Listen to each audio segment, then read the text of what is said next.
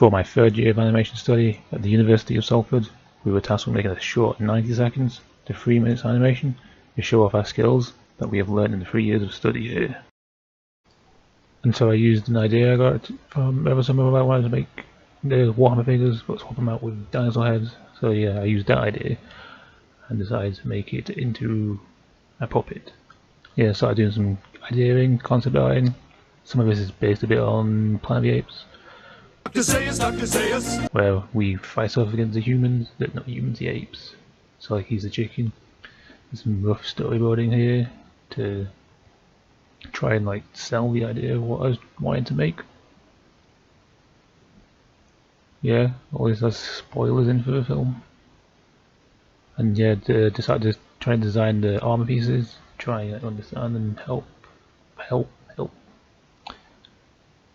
Try and make it so people know what I want to make and like what I want it to look like. So these rough concepts are. So I took that idea and plotted out the main points there, and then turned it into a script in this folder which is falling apart. Yeah, so that's the first draft there. So after writing the first version of the script, I then went on the computer on Word, Microsoft Word, trusty Microsoft Word, and then typed it out because this then gets to do spelling mistakes and allowed me to see that the film was too long since it was 4 pages. Cut it down to 2 pages, which is roughly 2 minutes. So yeah, and then that was it. On to storyboarding now. And the same as the script, we did a rough storyboard so we don't waste too much time. Just simply drawing out roughly what I want it to look like. There. Using the red font to indicate speaking dialogue. That's the word. Yeah, and doing this like helped me realise that some scenes didn't work. Like this scene where he's gonna kill himself, like that's too dark. Get some spaces there, and then yeah, that's what this helped me do. I then used the program called Storyboard Pro 22 to digitize my storyboard because it has a bunch of features which you can do stuff with. It's also handy to make the animatic. So yeah, I just went through and digitalized it, added a bit of color to help. And you can see the mouse help, like, oh, this is him putting his foot down, this is him walking that way, him still walking, pushes the brush out of the way, he moves and then he stops. So yeah, that's the whole 7 pages of his storyboard. Try to like cut corners here as well. Adding some sound effects, some just making it so it's clear for other people to understand what's going on, other than just me. I did also, yeah, so then I can use this and the same software to make the animatic. So in using the same software, it allows you to turn it into an animatic by adding animation and sound effects and transitions and camera movements like that. This is a really choppy way, but I'm trying it. But yeah, I think I'll let this first scene play, and we'll talk more about it then. How hard it is until you experience it for yourself. And you can hear my really bad voice acting, which I use just to get a rough estimate on time. Yeah, so yeah, that's that.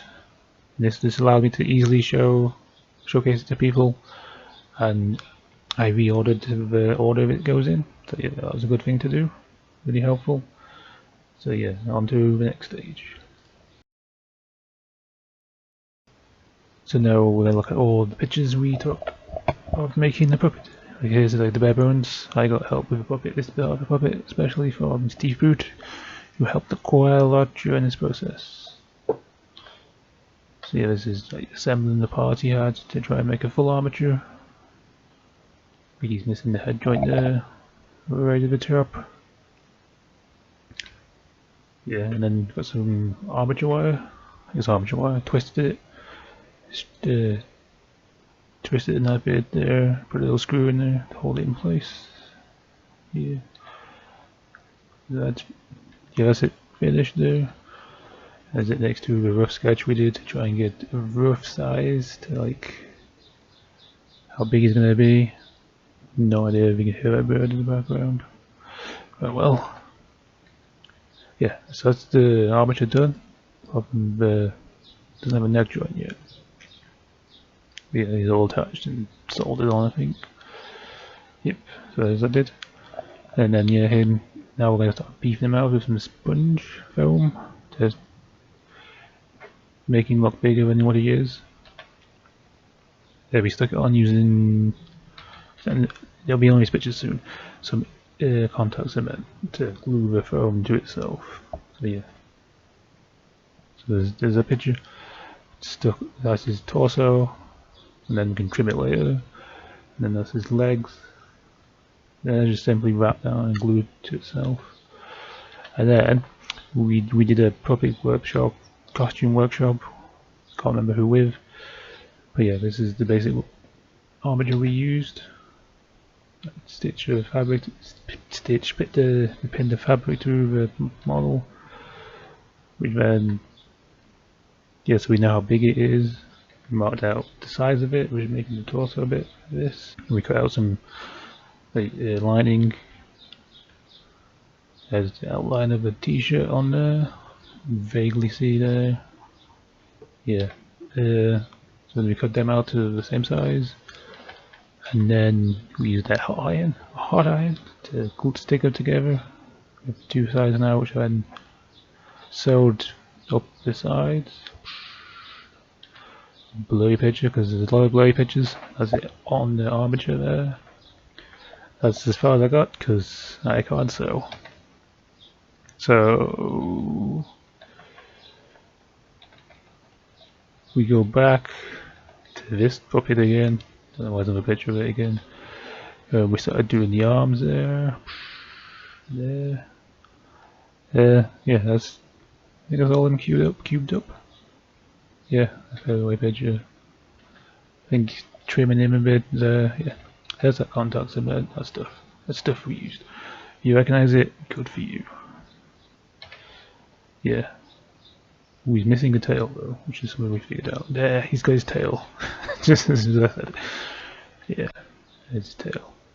And this is him next to some trees, just figuring out how big trees have to be. It's a separate issue. Right, gonna find something now. And yeah, so I did a little turnaround of the figure, so you can see the 360 of his foam body. I haven't done that since, so yeah, there's that. Well, go watch the film if you want to see the puppet. So, after this, we now have a pathetic t-shirt we made. T-shirt, shirt, which we try on him, which, yeah, it's too big for him, but yeah, we trim the legs and turn it into pants as well, because more pieces are ready to stick on top. Not sponsored there, not sponsored by Steer.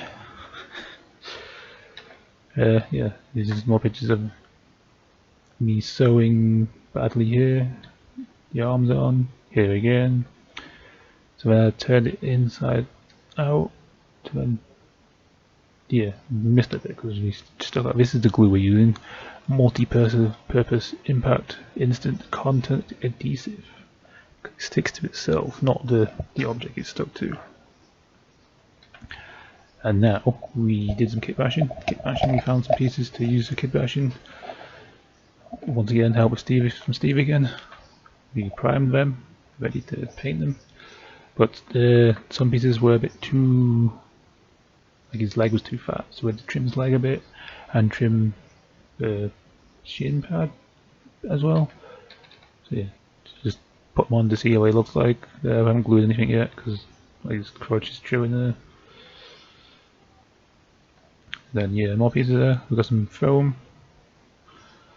Actually, I don't know what the foam is. It's like foam people use to make cosplay and stuff. That's what I used. So we glue that on there like that. So it'll look next to a Warhammer figure, similar, but it isn't Warhammer.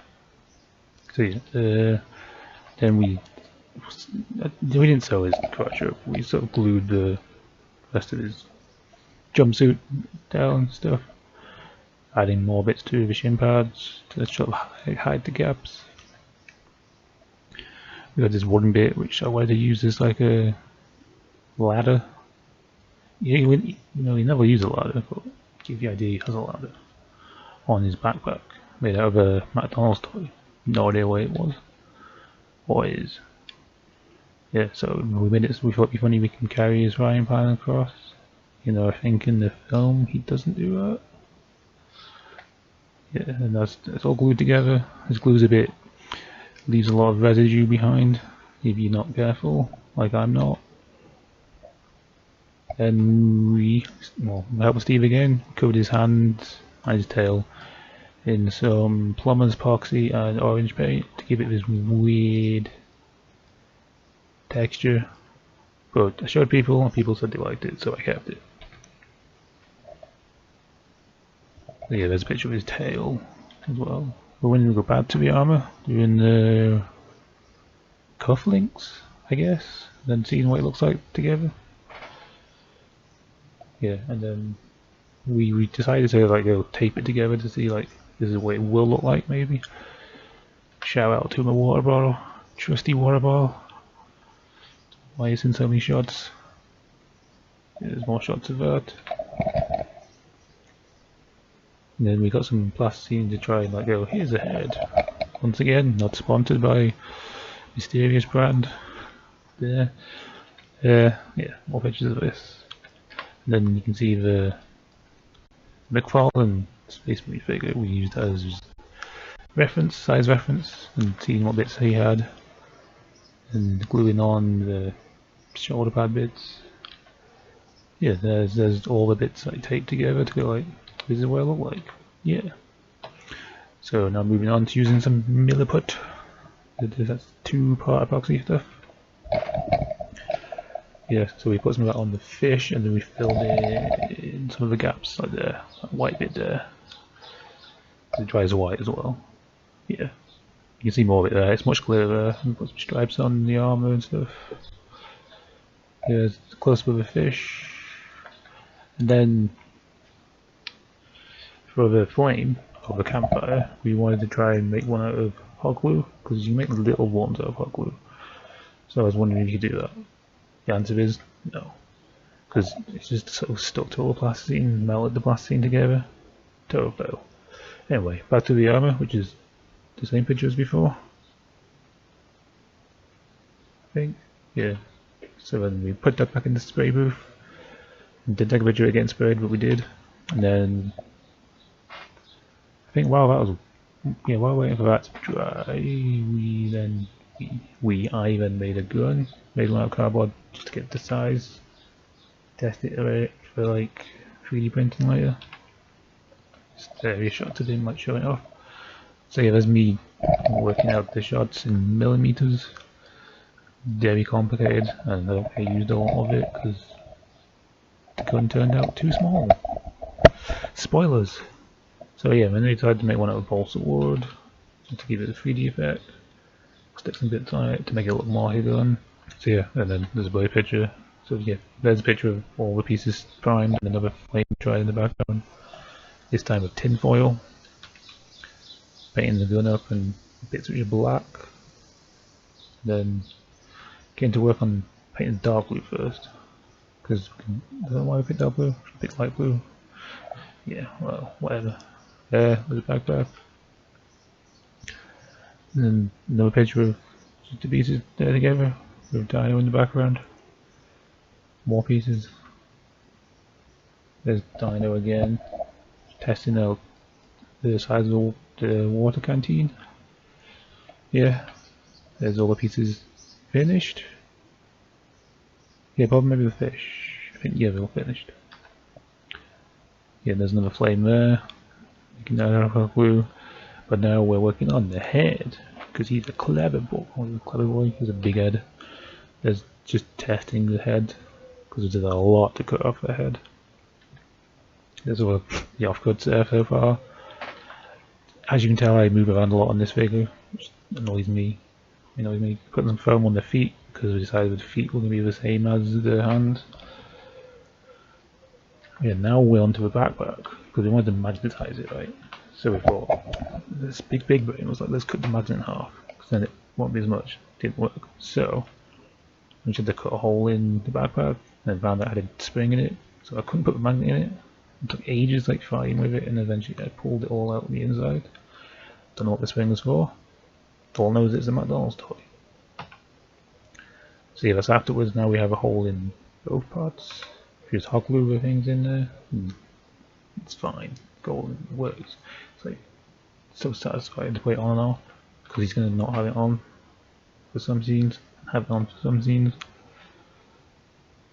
Yeah, here now I think we're starting to assemble the armor, because we've got these armbands on to stick shoulder pads on top of, but they're not tall enough. Yeah, just multiple pictures of that. Then we decided to put his leg armors on, glue that on into place there, in a place where you won't see it because he was looking there. Yeah, it's like the armor pieces getting together, glued on his shin guards. Yeah.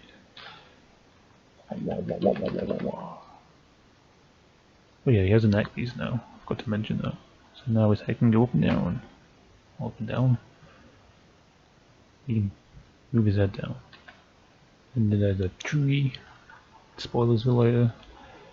More bitches. Yeah, so we had to make these little pads to make the shoulder pad be further away from the arm so we didn't catch it over time. Another picture of it complete. Then we did test animation, so we used his head again just to give him a head to make him look like a dinosaur. And there's his real head there. I think we figured out, I think the size is roughly right, that's what we were testing out. And testing out the gun, which he can't hold properly. So yeah, then we covered his feet in epoxy and orange paint.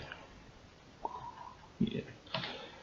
And then, spoilers, we haven't got to a 3D bit yet. So we're gonna ignore that bit. Then we covered the head in Milliput. Don't know what that picture is.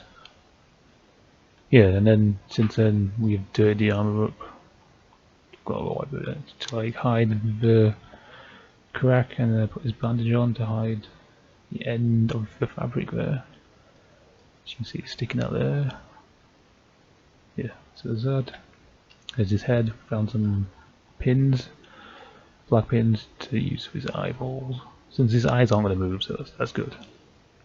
We then painted that an orange. Yeah.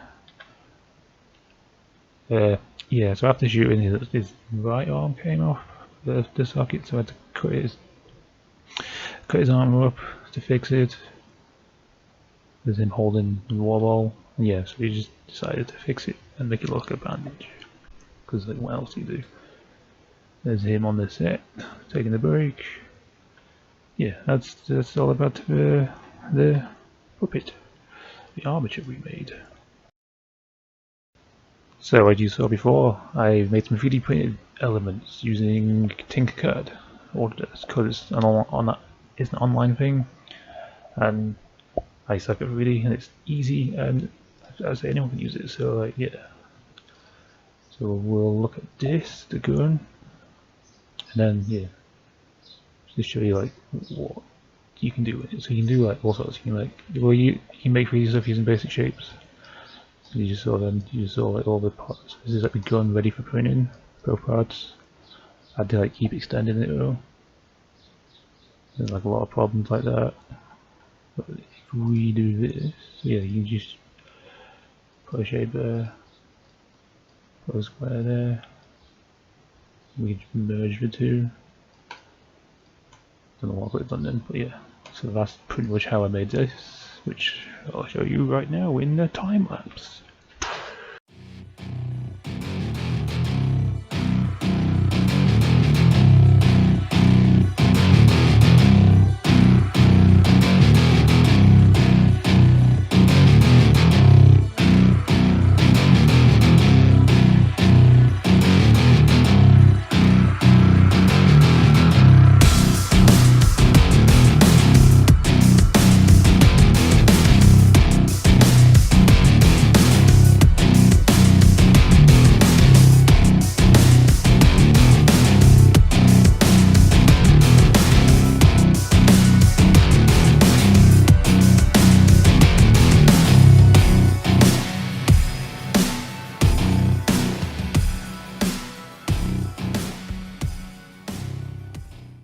yeah, then then we go back to the pictures we saw. These are the first type, the first prototypes, because you can see it messed up there. So we print them off, glued them together.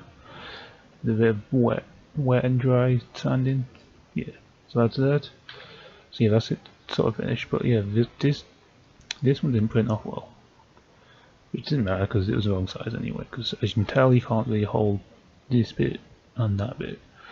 And this bit was way too short, so it's stuck in his arm. There's Gangster Cat in the background. So yeah, so there's the cardboard gun, the like PDF, the pulsable one, and then the 3D printed one. And then we skip ahead. So then after this is the third attempt. I don't know if I'm going to record it much. This is me painting like the first coat. You can see it's much longer here. But I did have a picture of all, I don't know. I thought I had a picture of all the guns next to each other.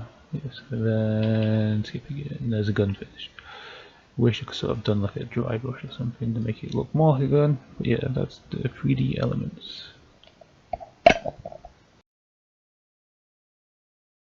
And now we have a look at the set building, which includes the fire again. There's different pictures of it. As I said, it didn't work. And then I tried something and then I tried to do some flat ones and try and make a circle one. Yeah, is that again?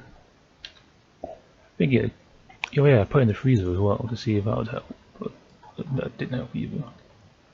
Yeah, I tried cutting out using the scalpel thing, try and get as much out, but it's sort of like fused with the glue. So I abandoned that. And here's one of the trees getting laser cut. I could add the video if I can find it. There's the finished thing. Maybe we should turn that. Yeah. See, at least burn marks, but you can't paint over it, so it doesn't make a difference. Here we are again, trying tin foil this time, because that's what's worked before. And we put this on the base. Another blurry picture. Yeah, so we covered that in hot glue. That's what that is, hot glue. And then I try pulling it out again, but same thing, it's sort of fused with tin foil. So this is my attempt to try and get most of it out. So we then went to a triangle, so it's like 3 triangles of hot glue stuck together to make a pyramid. So we sort of give it some paint to see if the light will shine through it or not. It didn't. Yeah, then here's me painting the trees next to the armor because I was doing lots of things at the same time. And then these are sort of parts I found for like the wreckage background. So at the same time as I found the kit bashing pieces, yeah, so these are supposed to be parts of a spaceship. And then different shots there, you can definitely tell it's a water pistol. More fancy bits. This bit there, yeah. And then we glue on that to make it more ship-like, less gun-like. Some more pieces I found. Then we realized cut out a bunch of trees. They're all the same tree model, but like different sizes and stuff. That big old bush. There's some of them painted. These are some old bushes from a project I did last year. Tried to make rose bushes, that's what this marks on it. So we thought we'll reuse them since they're the same method. And here's Dino on the set. You know, just getting this and an idea for like size and how many trees I need. Spoiler alert, I needed a lot. And this is like one of the many blurry pictures. So I took the pieces home with me and burnt them outside, which was dangerous, but it gave the effect of being like destroyed in the wreckage, which is what I wanted. A picture with more trees, trying to make them different by adding bits to this one. 3D element, this one's all been butchered. Yeah. Picture of me painting some of them.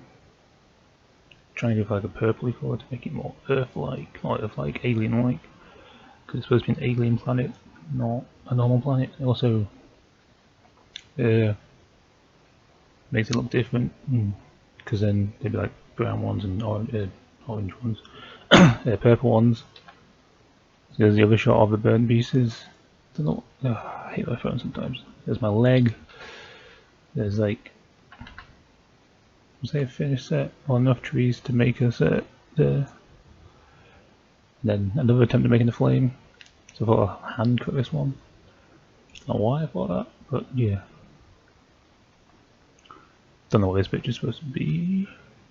Small pieces of unpainted set. Yeah, so then this one's supposed to be like a normal one, and then this one is supposed to be covered in hot glue. Yeah. And then to stick the trees to the set, we have some double-sided tape there. Some of these Yoo-hoo fix things. They were pretty handy. And then got all blue tack. But white tack. And then another blurry picture of like all the trees colours for one scene. Yeah, and then the close-up of Dino there. And another picture of a set. So we got this cloth, this maroon cloth, which we then had to sort of like clamp down to stop it from moving. Later on I did use double-sided tape to stick it down as well, because it moved in between takes, shots, frames even. Yeah, and then that's what it would look like in the film. And then this is showing off the area, which there'll be another video later in this video showing it off. There's a light and stuff. And then here's a really bad panorama, so you can see the computer I'm working on here, all my junk. Storyboard is here for reference, and then there's a set. There's a light there, and you look here, there's another set with a different film, which isn't mine. Another one again. So yeah, I think these are just more pictures of just set. So yeah, different angles there, you can see the light is pointing upwards. Another blurry picture. Take a shot every time you see one. And then there's a picture of me doing the behind the scenes bit of the animation, which we'll see some of that in a bit. And another shot, because I keep changing the set of the background, but only enough for like each frame, each scene, each shot even. And then here's some pictures of me like putting some fur on the trees to make them different. And this is like what they look like, because this is a tree I've already used, but I put that on there so it looks like a different tree. And this is me making a pond out of some fabric and cardboard. As I said before, I jump around a lot, and then with the flames we decided to get them laser cut instead to save time, and yeah, they just look so much better than handmade ones and a lot less effort. So yeah, this is me testing out the new campfire there in a really blurry picture. Yeah. We painted the shit parts a bit, so they're like grey with black on the top to look like burns. Flames which are painted yellow, which they took multiple coats to paint. Yeah, it's another picture of them. And we tried to make this thing for the frying pan to be held above the fire, but that fell over and it needed to add this fish on, which became heavy because of the milliput, so yeah, that didn't work. There's me pointing at the light, and that I've covered it in blue gel to try and make it look like nighttime. Yeah, so this is another set, the pond set. I don't know, it's a scene where he goes to get water. So yeah. Then with the pieces of pieces of the ship, we decided to try and put like on rock and stuff to try and give an illusion that it crashed into the ground. And then we started on the spit of a fish. Another blurry picture. Should have shown these blurry pictures back to the set again. Another blurry picture. Yeah, his thing fell off. His scratch on his armor fell off, so I had to glue that back on. Like, in between scenes. These pictures not in order, are they? I don't know. That's just top down shot. Oh no, I think I did fix it. Yeah, I fixed him during the filming, but at different takes, so it wasn't an issue. There's more shots of it. Shot showing off how, like, the tripod thing, how you can get the camera close. Flip the video up to make it the right way, and then using this stand to hold him up his tail. Yeah, really not a dignity position, but he was like grabbing, I think, here. So I just needed his arm, which it worked for that. And then we're back to making the set. Yeah, now you can see, I was not quite done yet, is it? Yeah, I tried to give it some texture, which is like the advantage of using blue polystyrene is you can get this texture and then paint it brown like that, so it looks like dirt. And then stuck them on with PVA glue. Not what you think it is again. Then here's the roughs bit, just trying to figure out the sizes of all the parts. There's the graves, which is just polystyrene, which I've then covered in tinfoil to try and give it the rough texture, which didn't work, but still looks like mounds of mud. And then we whittled, I don't know if that's the right word, some of the wood to make it look more realistic, as if he's cut down a tree and done it himself. Same with this one, the crossbeam. Yeah, you can see other stuff in the background. Spoilers. Yeah, I painted them with some brown ink, this ink. Windsor and Newton ink. Not brown colour, because it looks like trees, I guess. There we go, that's what it looks like. That's what the grave looks like after the edge where the clay was being put on them. Dried, I think, so it was grey. Yeah, there we are again, with some other pieces of edge wire clay stuff. Used it on the chicken feet as well. There, is that the final one? Yeah. Well, I think originally I hot glued it on the end, and then it didn't work, so I had to drill a hole in it with Steve's help, and in there, and then put wire in there, and then glue it on to give it the strength it needed. Yeah, this is what we thought. Which it still looks the same, I think it just bent a bit. And back to this egg, I must have liked this set. I keep taking pictures of it. They're using the thing again to hold him up by his tail, since I think he's top heavy. Yeah, because his head's quite heavy compared to the rest of his body.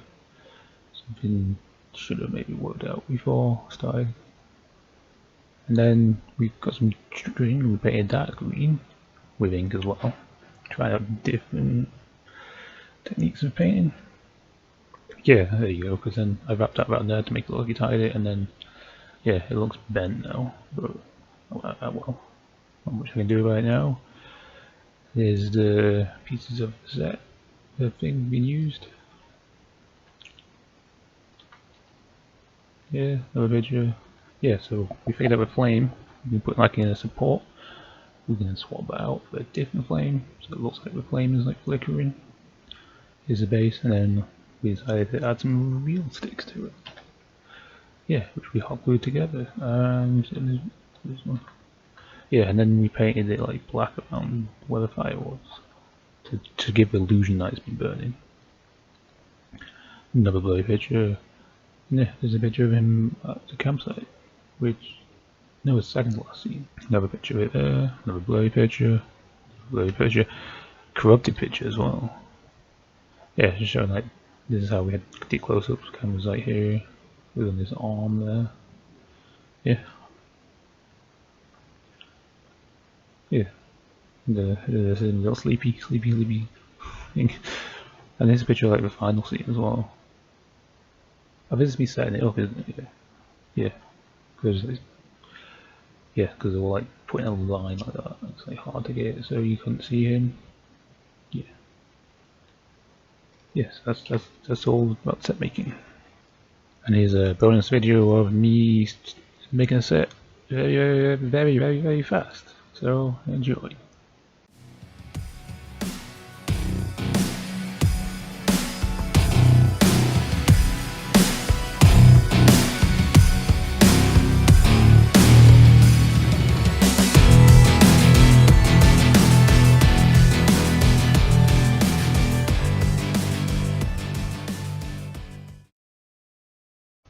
So onto voice acting. I asked my friend Tambit to do the voices, since he likes doing silly voices, and I can trust him to get it done in time.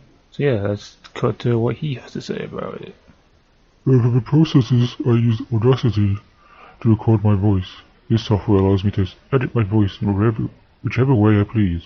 For example, I use the reverb effect. Accentuates the fact that it's an inner monologue, as it is commonly used that way in media, easily recognizably. I also lower the pitch slightly, so my voice is a little bit more unrecognizable as me. This also fits well with the dino's personality, being a tough marine as well as T-Rexes look to have deep voices. And so the big secret, which he keeps saying secret to chicken, is me making it so I figured out it'll fit at every size of paper is big enough to fit within the camera, and drew out a rough dino here, so I knew the height. Then got some cardboard tubes from tin foil, aluminium foil, so stronger, some wood for the feet to give it some stability, and so I could put magnets in it as well. So then I made a cardboard one, so I can keep moving it, drew some circles up where the cardboard tube's gonna go. I drew out a rough sketch to get like a rough idea of how big it's gonna be. So yeah, cut them to size, cardboard tubes to size, fairly easy. I got Steve to help me drill holes for this and for the feet to go in, which is twisted wire stuck in there and then hot glued in. Same picture, yeah, and then I think did I glue them? Yeah, and I hot glued the tube to them as well. Covered the toes in tinfoil to help bulk out the feet and not use as much clay. Something I've used multiple times in the past. Checking out some big pieces of polystyrene. Yeah, they're covered in dry clay now to give them strength and make them solid as well. So another random picture of Dino on the set. Yet again, just trying to be artistic with this one. Oh, maybe maybe, I don't know. Use that for a poster, maybe. So to make the chicken legs look like chicken legs, I decided to paint them black, like black stripes and stuff, because they have like the. Oh yeah, this is me repairing Dino as well, because his chest plate came off. Yeah, so it looks more like a chicken foot. Doesn't there though, but I know what I mean. That does, because like how cartoon chickens are, and how people perceive chickens to be. So then with the two pieces I needed for it, and then used the hot wire machine, which you can't see, which is here, big industrial one, and we cut all the shapes out. The downside being like not very good at it, so it's not smooth. But why don't we smooth it down? But yeah, just making holes for the feet here and there, so it stands up. Yeah, and so we sort of slightly sanded it, since it's polystyrene, can't do much to it. This you can do a bit more to, but this is when I think I figured out it's going to be covered up anyway, so you're not going to see any of it, so it doesn't matter. There's the parts of the head and neck. Yeah, and then just pictures of testing out to see if it like works. And it's quite big compared to Dino, so yeah, it works. Then we cut a hole here for the neck, and then we got an old quilt cover and ripped out the inside, glued that on with PVA glue, and then because it's blue, we started painting that white there. Stuck that together. You see there. The thing is now covered in a thing, so it's just a giant furball. Don't know why I took the picture like that. Yeah. And then we found a ball, and we cut that in half to make the eyeballs, because we want them to stick out from the fur. We painted the beak. With beaks, don't they? Yeah, painted the beak orange. There you go. Glued the feet in. Glued fur to the neck. Painted the eyeball yellow. Once again, I have to use multiple coats because yellow's a pathetic colour. There's the head covered in. No, it looks like a duck though, but it's a chicken. It's a chicken to me. And yeah, and then that's it done. The eyeballs are glued in, painted on a pupil. Didn't have enough time to make arms, so it doesn't have arms. Who cares? No one cares. There's that there. Yeah, next to Dino again. And then, yeah, that's on the set. Oh, yeah, because the last shot is just his head, and so it would be holding it, so it wasn't necessary. That's why the head's loose, so I can just like do that whenever I want. And so this is the video showcasing the area I could animate in. Shout out to Les for filming this for me. And then, yeah, I supposed to record it, but yeah, my voices, so here's some pictures of stop motion stuff. Since it's stop motion, yeah, it's showing it off. Like there's 5 booths, 5 people can animate at the same time. I'm in number 3, despite the fact the number is not there. Display case of some previous animators, so yeah, this is just the area. With the computer there, as I said before, and you can see like the live footage from the camera feed like right in there, like yeah. And then I think that's me attempting to show off like there's a fancy tripod thing. Oh yeah, that's me waving to show you, but it's live. And yeah, so talking about just there's a set, there's some lights, it's held on by magnets I think.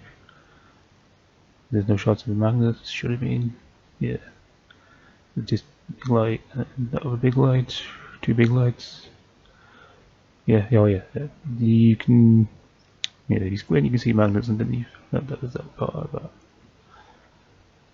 So yeah, let's do a little montage of me animating, because all of this is done with stop motion, which is moving the thing, taking a picture, moving it again and again and again, and eventually you get images.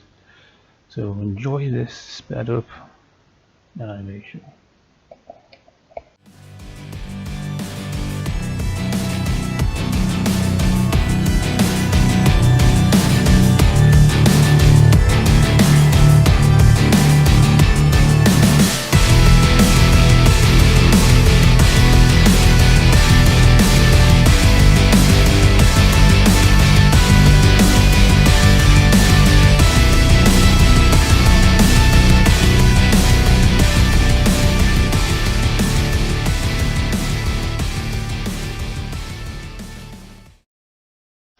So for the editing process, I used Adobe After Effects to insert the frames at the full resolution. So each frame was 90 megabytes each, and then After Effects like sort of what keeps the resolution high, and then lets you like edit the frame and stuff, try and like, fix the mistakes. You can use it for special effects, but I didn't have time for that. So then I rendered the video files out after they're fixed, and then insert them into Adobe Premiere Pro. I've used it before. Just simply put all the things together, clips together, rearrange stuff, like change color, add in menus and stuff, which then allows me to add the voice over lines which Tam had provided, and then edit it all together with the sound effects and a tiny bit of music which I got from freesound.org, which is a very useful website. Used it before. Use it all the time. It's ace. And then yeah, just edit that together, render it out, and then got a finished video. So to conclude this video, I say it's a good thing that I finished animation. It took a long time to make, but it was a 3-minute video. It isn't 3 minutes of animation, but it's close, which is something I should be proud of.